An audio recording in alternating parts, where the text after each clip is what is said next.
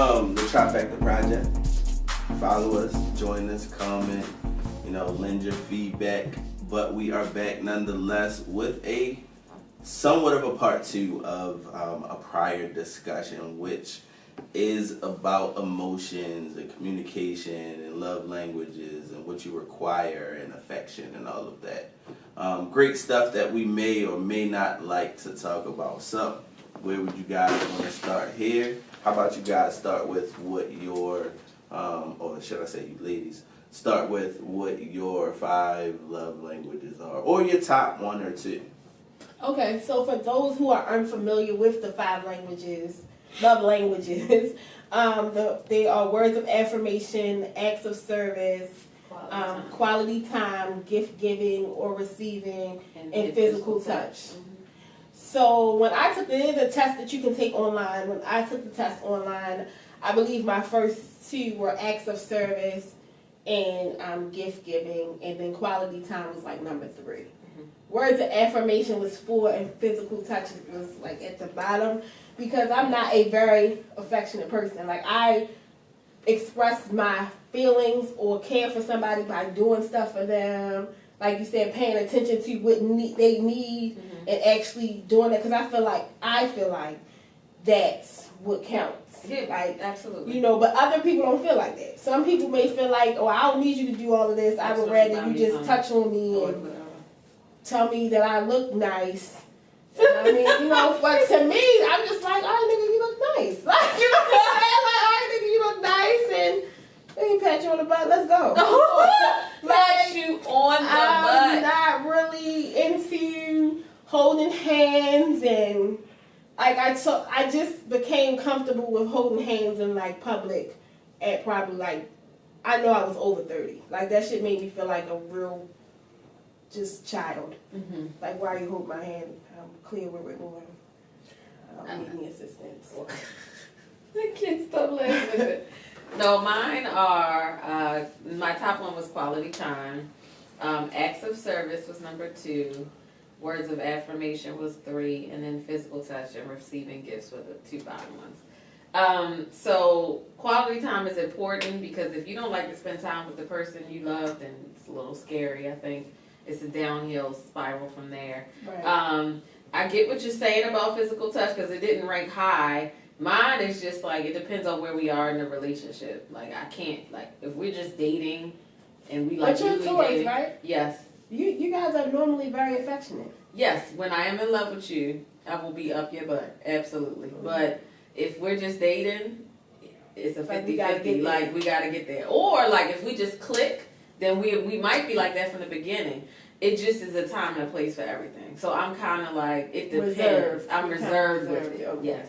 So it just depends. But if that person likes that, they 100% will get it. It's almost like, what does your mate like? But I do think what's important, regardless of the fact, is like we talked about the gifts and just doing things, acts of service. Like, for me, like I said, like, I noticed somebody needed something in their house, and I just went and got it. Like, just because they were used to, it was irritating me, because I'm like, why are you using this little iron board? Like, let's just get a bigger one. Right. Like, so I just got it. I was like, that so I grabbed it. So, like, those things, like, make it break for me. Like, for instance, I said if somebody took out my trash every Tuesday for me, he would be my boyfriend. Like, I did that. Like, because I don't feel like taking out the trash. Shoveling the snow. Send somebody, or come to my house and shovel. Car, like, all those things that I have to do. Because I don't want to do that. I don't want to do them. You want to help me fold something? Right. Oh, no. We got, I'm just saying. We got to draw the line somewhere. No, because and I right had now somebody that line do it. No, because fold it. You'll wash, but you won't fold. I will wash all the clothes. I will wash all want me day, to. but I don't want to fold. So I need a person that likes to fold. I'll fold.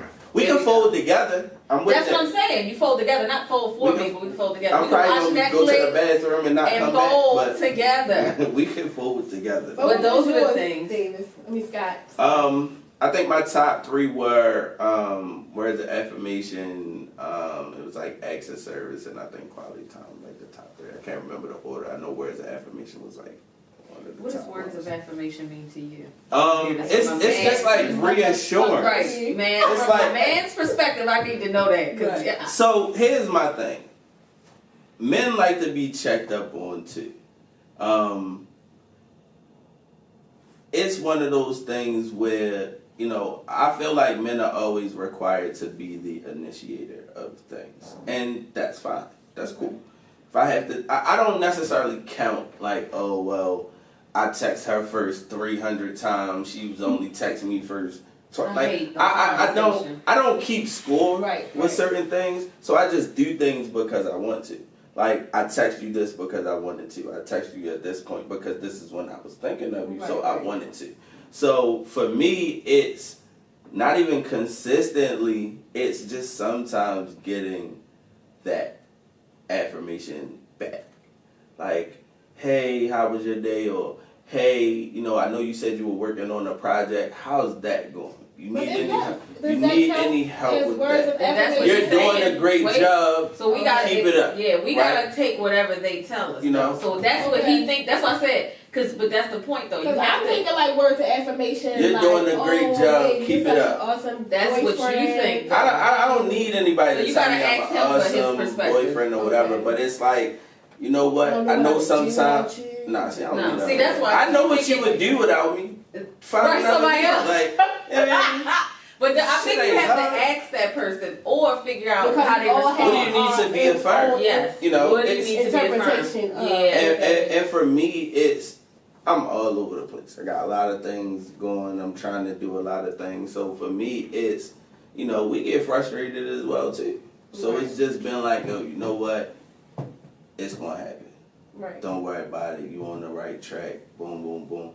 It's just having that. So it's support. It's more like support for you. It's more support for me. Okay. And with that support, that lets me know that, all right, cool. What I'm doing out here is not, one, being taken for granted, or she understands, and supports. You know, and supports what I got going on or what I'm trying to do, because I'm gonna be that in the vice versa. Mm-hmm. I think every person or every relationship that I've ever engaged in, no one could ever say that I wasn't like motivational or supportive or like, oh, you should do this, you should do that. You do hair. Why don't you do hair? Why aren't you doing hair? Why aren't we having a conversation about you having your own studio? Right. You know, oh, you're into this. Why aren't you doing this? Why don't we do this? So, I'll order this shit for you. Right. Let's get the shit started. You need supplies? I'm online right now. People need. So the thing is, I've been that way for people. I think we also don't take into consideration that just because that's the way we love or we like to receive love, that the person that you're with likes to receive love in that same way. So although you're doing those things or me doing these acts of service and you spending all this quality time, that's like a high priority for you. But when you're with somebody who maybe physical touch is that's their love language, that's their primary love language, you're doing all that is not going to translate to them. So that's where the communication aspect of it comes back into play, because you have to know what you require and you have to know what that person requires. And if what that person requires is something that you cannot give, or something that you are not willing to learn to give, then that situation is not going to work. It's just going to be spinning wheels. And most of the relationships we get into are just spinning wheels because we get comfortable. You know this person likes this, but you're so comfortable that whatever you have sought out in that relationship, you're going to get it regardless of whether you do that or not. So it's like, why am I going to do that? You know, she going to complain, but she going to come back. We going to go out. She going to complain, or he going to complain, but I'm going to still call him at 2 o'clock in the morning and, you know, whatever. This is true. You know, we have this notion that, you know, sex will cure and make everything better with somebody in all of our relationships. I hate that shit. It doesn't. It doesn't. It makes it worse. It drags you like in. temporarily. Like, God damn. And then when she leaves, like, man, this little raggedy bitch. No, like, I literally asked the person this. I was like, why are you with, like, you know, we were having a conversation about what their relationship and the duration of it. And I'm like, so in my mind, as they're talking to me, I was like, it seems like to me that you have sex and it's probably good for 2 or 3 days. and then reality sets back in. Right. But you've been doing this for years.